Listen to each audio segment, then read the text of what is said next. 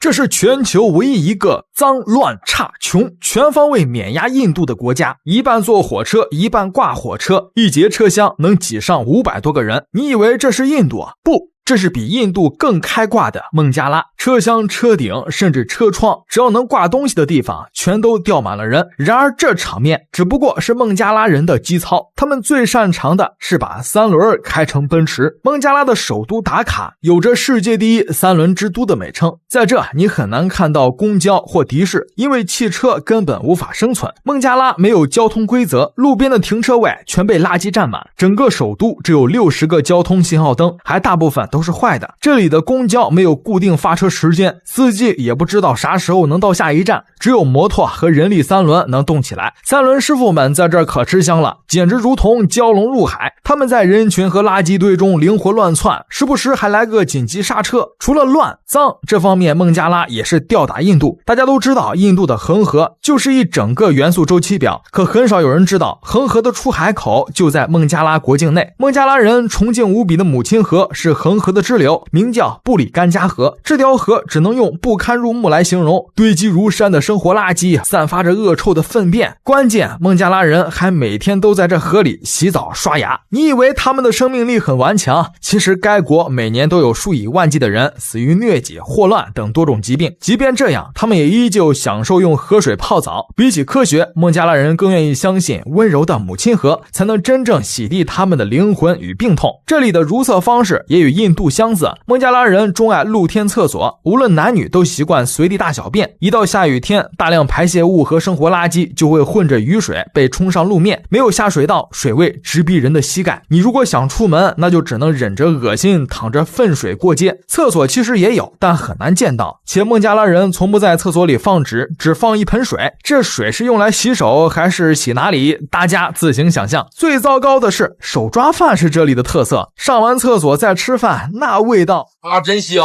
哎呀，这还不是最挑战人类极限的。孟加拉首都达卡的贫民区堪称世界第一垃圾堆，空气中无时无刻不弥漫着垃圾的恶臭。可怕的是，这里的居民竟然是靠这些垃圾为生，翻到剩饭可以吃，翻到铁块可以卖。还有更牛的勇士，他们直接一头扎进粪坑和下水道里。这群人被称为粪水淘金者，日常工作就是在充满有毒气体的下水道中挖淤泥，通过层层过滤，用最原始的方法提炼出黄金。整个过程需要花大量时间，有毒气体对人损害也不可逆，得到的黄金却少之又少。这种脏乱差到极点的贫民区在孟加拉国有无数个。孟加拉作为世界最不发达的国家之一，它的大部分地区连最基础的水电供应都不能保证。在这月入3000就是人上人，月入5000直接当皇帝。孟加拉的大学生毕业后月收入只能达到1000人民币左右，运气好的2000顶天了。没文化的普通人更惨，只能做苦力，时薪一般是20塔卡，换算成人民币就是 1.5元，拼死拼活干1个月只能赚到1300元。然而这样一个穷到极致的国家，人均 GDP 却并不低，甚至远超印度，并在2020年成为了世界第2大加工出产国。这到底是一个怎样魔幻的国家？国民们穷到吃不起饭，还能创造出高 GDP 的奇迹。其实孟加拉经济发展的背后并没有平地起高楼的传奇，只有无尽的血泪与悲惨的8000万女性。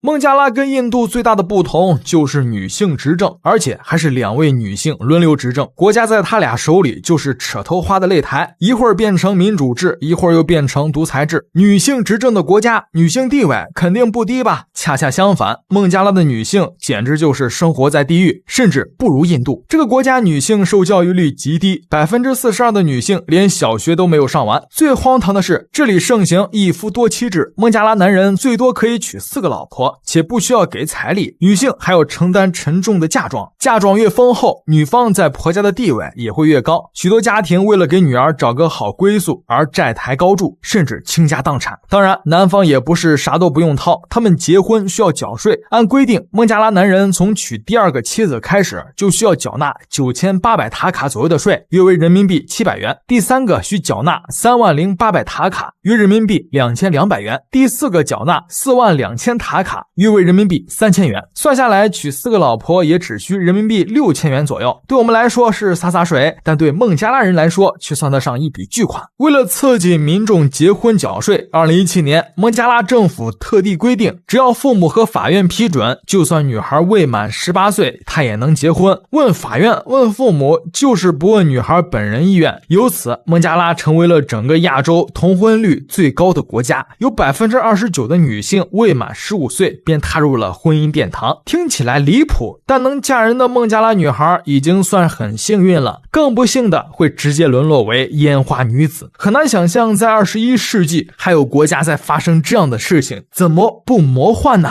一边是孟加拉的女领导人在国际舞台上挥斥方遒，而另一边是孟加拉的底层女性在地狱里饱受摧残，千古奇观。孟加拉的产业结构非常落后，除了少部分的农业之外，经济发展基本依靠外资企业带动。聪明的西方国家将大量污染严重的厂都搬到了亚洲，早年我国有很多，如今则是东南亚承接这些业务，孟加拉就是势头最猛的一个。早在上世纪80年代，孟加拉就开始沉迷给欧美做衣服，给西方做廉价打工仔。这工作不需要文化技术，是人就能干。据统计，孟加拉现已有300多万纺织女工，其中不识字的有54%。对这些女子而言，比起被卖到风月场所，能来外资企业打工已是很体面的工作了。因此，就算她们每天需工作15个小时，也只能换来1个月几百块的收入。就算工资发得奇慢，每天只有10来块，填饱肚子都是问题。就算超过几千家制衣厂都是黑厂，基础设施极差，工作环境恶劣，也还是有数以百万计的女性甚至是小孩心甘情愿进厂被压榨。面对无底线的欺压，孟加拉工人也不是没反抗过。2018年，孟加拉爆发了史无前例的示威活动，有5万多名工人上街游行抗议，要求加工资。面对愤怒的群众，政府极不情愿地将工人们的月工资提高到8000塔卡，折合人民币600元。工资低就算了，关键这活还不安全，做个衣服能有危险。孟加拉的制衣厂老板压根不会考虑工人的死活，几乎每个工厂都不合格，不少工作间只有不到100平米，却要安排100来个工人集体工作，每年都有一大堆人染上呼吸道的疾病。2005年，一服装工厂发生意外，第2年又有一家工厂发生火灾，2013年一家制衣工厂发生坍塌，但制衣厂的老板们不在乎，资本家不在乎，靠着这些血汗工厂，孟加拉服装产业规模于2018年达到了270亿欧元，折合人民币2100亿，成为名副其实的世界第2制衣工厂。国家 GDP 狂飙，在2020年直接超过印度。华丽的经济数据的背后，却是有着数不尽的血泪和黑暗。如今的孟加拉国每天都有数万立方米的工业废水排放到河流中。前面说的布里干加河一年4季都是黑色，这种离谱行为当然也是经过孟加拉政府默许的。污染严重到何种程度，咱中国过去那边支援建设的工作人员从来只敢买矿泉水喝，百姓生活的水深火热又如何？污染环境严重又如何？欧美的合作厂家并不会因为这些就停止合作，毕竟这好几百万的廉价劳动力可不是那么好找。单从数量上来看，孟加拉的 1.7 亿人口算不上是个庞大的数字，但这个国家只有147570平方公里，它的人口密度是世界上最大的。也正是因为如此，无数欧美资本家才将这里视为世界廉价劳动力中心，对孟加拉人进行无底线的压榨。显然，孟加拉人并没意识到这个原因，即便国家又脏又乱又差又穷，他们也还是热衷于生孩子。一个孟加拉女人一生起码要生3到6个孩子。首都达卡只有306平方公里，却挤了2000多万人口，人口密度是北京的几十倍。如今的孟加拉国人口数已多达7000多万，其中大部分是平民，富豪没有几个，因为没有哪个有钱人愿意待在一个这么糟糕的国家。即使是在21世纪的今天，这个地方的贫穷与混乱也是令人瞠目结舌。为了帮助他们，中国在那边投资了许多产业，但要想创造美好未来，还得靠孟加拉人自己。印度是不能在世界上扮演2等角色的，要么就做一个有声有色的大国，要么就销声匿迹。尼赫鲁这句话曾在独立初期点燃了无数印度人心中的强国梦。现任印度总理莫迪更是以中国为目标，拼尽全力要超越中国。但事实是，印度口号喊得震天响，现实却总是打脸。为什么会这样？其实这主要还是因为印度大国崛起的背后还隐藏着4个真相。做一个有声有色的大国，这是印度自立国以来一直追求的梦想。1947年，印度在甘地的非暴力抗争和英国殖民体系的松动中迎来了独立。从那一刻起，印度便不愿再做世界舞台上的陪衬角色。独立后的第一代领导人中最具代表性的无疑是加瓦哈拉尔·尼赫鲁，他不仅是印度的第一任总理，更是国家早期发展蓝图的设计师。面对一个资源匮乏、文盲率极高、工业基础薄弱的国家，尼赫鲁选择了走国家主导型发展的道路。他大量引进苏联的经济模式，提出一系列5年计划，试图依靠国有重工业和基础设施建设带动经济起飞。那时候的印度到处是国家投资兴建的钢铁厂、水电站、铁路和科研机构，整个国家像是在全力追赶工业化的列车。尼赫鲁同时强调科学精神和技术自立，大力发展高等教育，创办了印度理工学院体系，这成为印度未来几十年在科技和信息产业上的人才支撑。他还主张外交自主，不选边站队，提出不结盟运动，并成为该阵营的核心领导之一。在冷战格局中，印度试图构建一种既不依赖美苏，又能独立施展拳脚的国际定位。到了1991年，印度遭遇了一场严峻的经济危机，外汇储备几乎耗尽，被迫向国际货币基金组织求援。这场危机反而成了改革的转折点。以拉奥总理和辛格财政部长为代表的改革派领导人决定打开国门，推行市场化改革，取消大量管制，鼓励私人企业，吸引外资进入。改革带来了显著变化，尤其是在服务业和信息产业方面，依托庞大的理工人才储备和英语语言优势，印度迅速在 IT 外包、软件开发和电信服务方面崭露头角。班加罗尔、海德拉巴等城市成为世界知名的信息科技中心。进入21世纪后，印度换了新打法。莫迪政府上台后提出印度制造战略，目标是将印度打造成全球制造业中心，甚至试图取代中国的世界工厂地位。